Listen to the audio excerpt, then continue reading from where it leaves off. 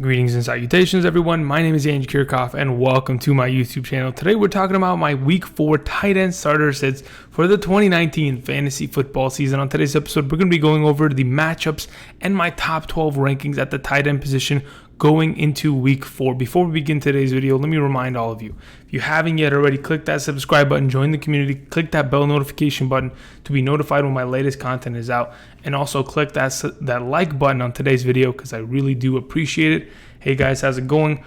For those of you looking for some information I talked about earlier, go check out that quarterback video. I did talk about answering all those questions yesterday. It's pretty insane. Hopefully you guys go check that out. But on today's video, talking about the tight end position, it's pretty simple. Andrew's got to move his... All right, let's move like that. I think that should be fine.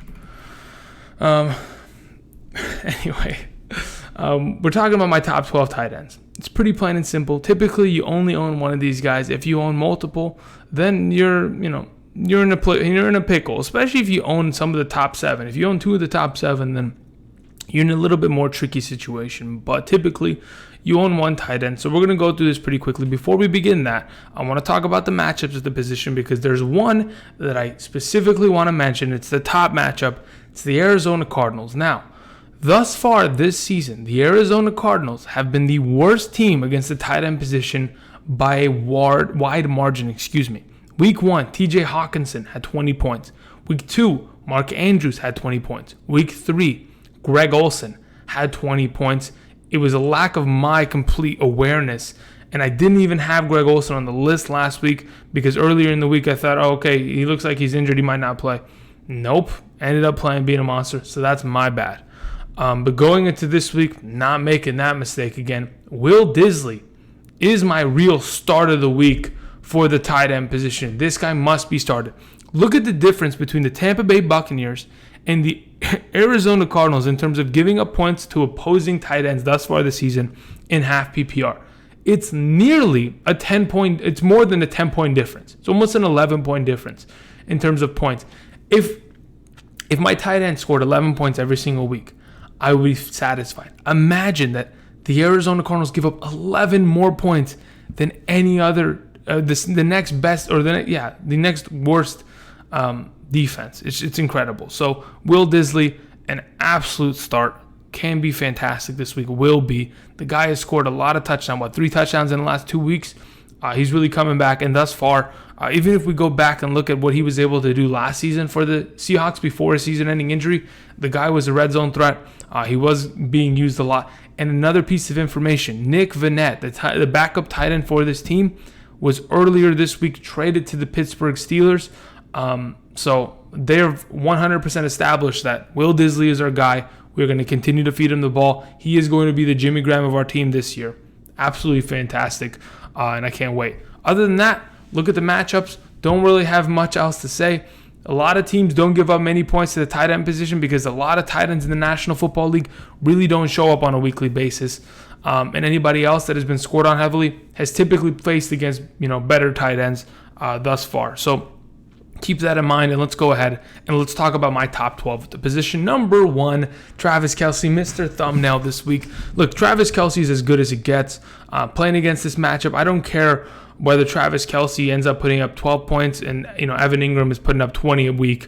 I still think Travis Kelce, in terms of potential and opportunity, is the best tight end thus far this season.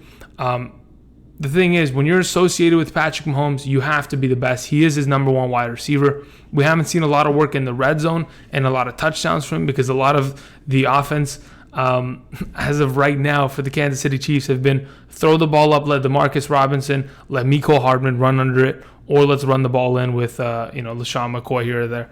So just keeping that in mind, I think Travis Kelce this week could have a big one, and therefore he is my number 1. Moving on to number 2, Evan Engram. Speaking of the monster and the legend that is Evan Engram right now, I talked about it last week. We have to wait and see if Daniel Jones is going to feed him. Evan Engram is the top receiving target on this team, whether Eli's in there or not. So going forward, from what we saw last week, the target count and the ability of Evan Engram, it's been absolutely fantastic going into this matchup against the Washington Redskins, who have struggled mightily against any opposing offense thus far this season. Evan Engram is, slated to have a fantastic week. Wouldn't be surprised if he had another 15-point performance because of his double-digit targets, his great catching rate, and his ability to just, after the catch, move. One of the fastest tight ends in the National Football League. He is truly a wide receiver in a tight end's body. And going forward, Evan Ingram's fantastic. Let's go ahead and move on. Number 3, Will Disley. Like I mentioned, he has one of the best matchups. I think the two guys above him are just too set in terms of targets, opportunity, quarterback play matchups. Will Disley should be, or could potentially be argued to be the number 1 this week. I just couldn't do it. That being said, if you have two of these guys, let's say you have Engram and Disley on your roster, you start one at the flex. That's how confident I am this week.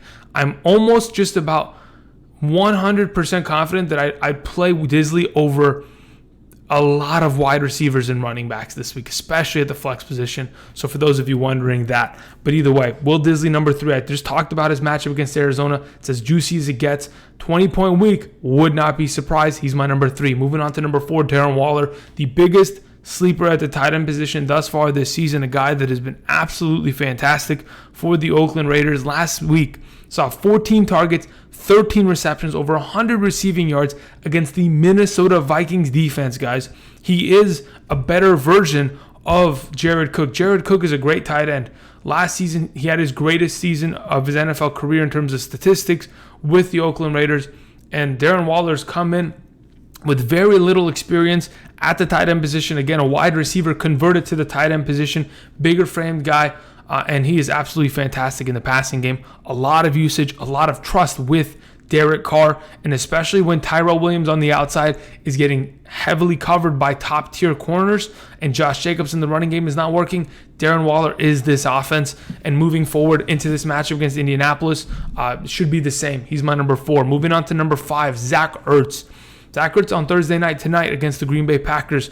I mean, still, he's being targeted heavily. He's being used in this offense a lot. With Dallas Goedert out, it only helps him. Obviously, I think if Dallas Goedert is to get back into the lineup, I don't think that hurts him very much either, because at least Goedert can block and give Zach Ertz a little bit of a break here and there. But either way, Zach Ertz been consistent thus far, and I think of all the other tight ends, I trust him that much more because of his consistency comparatively and his target percentage. I mean, he sees a lot from Carson Wentz, one of Carson Wentz, if not his favorite receiver to throw to. Therefore, he's my number 5. Moving on to number 6. Mark Andrews is a little tricky this week. Has missed practice last 2 days, had that foot injury, didn't play well last week, had an opportunity at a touchdown, could have had 10 points. Lamar Jackson didn't throw the ball. That's perfectly fine. But the issue is his injury. I believe he's going to play this weekend.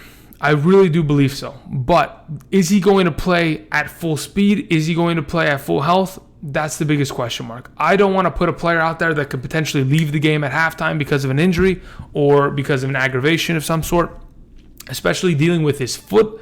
That is something that I don't want to deal with. There's been very little transparency with the organization in terms of his injury. We've barely seen anything. I think a lot of the missing practice is customary in the idea that he needs to rehab. So as of right now, I'm not going to completely panic, but I'm just going to put it out there. I understand that you need a viable backup option for this guy in the coming weeks, because he's going to continue to have these nagging injuries until they come out and say, all right, he's good to go and he's cleared. All right, moving on to number 7, Greg Olsen with Kyle Allen in the roster, with Cam Newton on the lineup. It doesn't matter.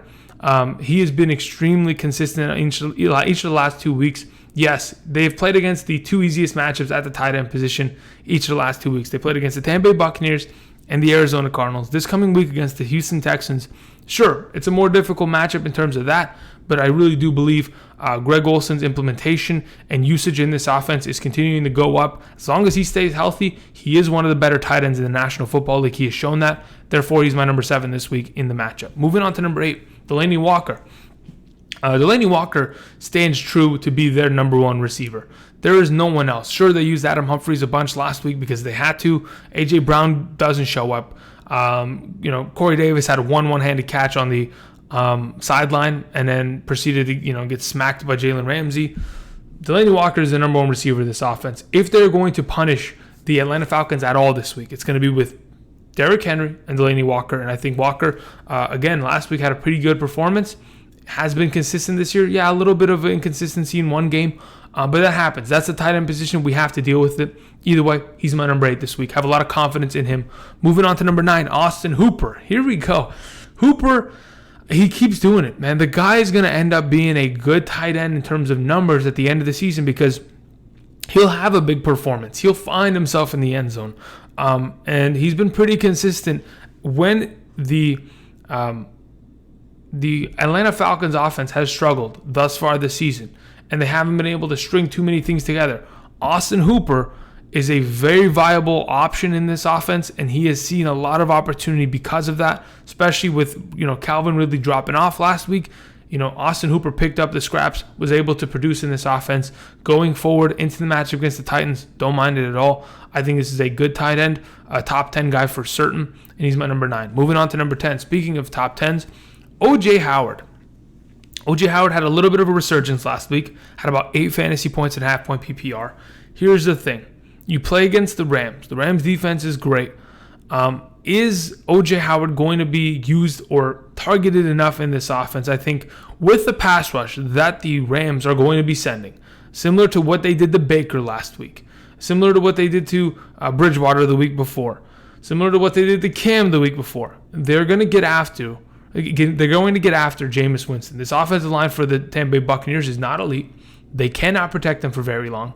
And Jameis Winston, yes, he's a mobile quarterback, but he makes some decisions that are questionable.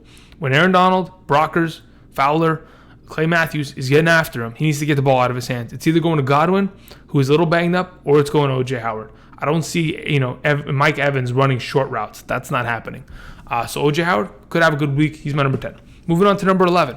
I talked about it a little bit earlier in the quarterback video with Jacoby Brissett, who's my number 15 quarterback on the week.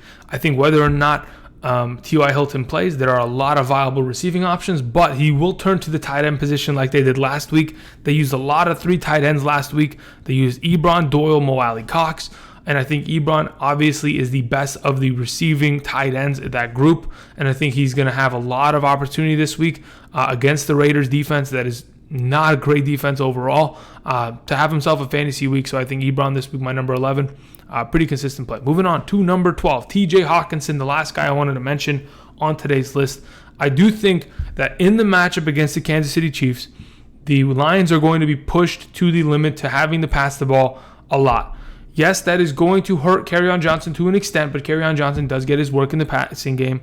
And I think that with Amendola a little beat up, and I think Marvin Jones, Kenny Galladay getting theirs, TJ Hockenson will have a little bit of a resurgence this week. 6, 7, 8 fantasy points. That's all we really want from him. We need an 8-point tight end, and I think we can get that out of Hockenson this week. That's why I mentioned him on today's video, comparatively to Jared Cooks, who have been MIA, or to a Jason Witten, who, if he doesn't score a touchdown, is a 6-point guy. Just wanted to bring that up to your guys' attention. This is my top 12 tight ends for week 4 of the fantasy football season. I want to thank all of you for watching thus far.